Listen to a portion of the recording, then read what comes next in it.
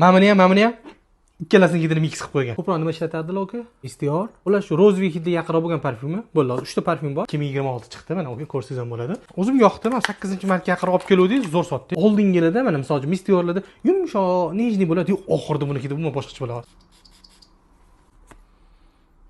Hidini ko'ring. To'g'ri.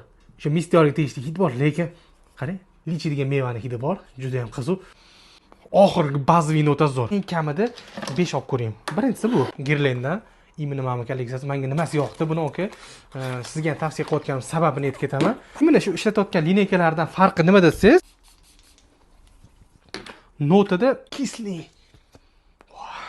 Mana notasini ko'ring. Pomelo. Ana adrenalinli hid bo'ladi-yu, gulli fori bor.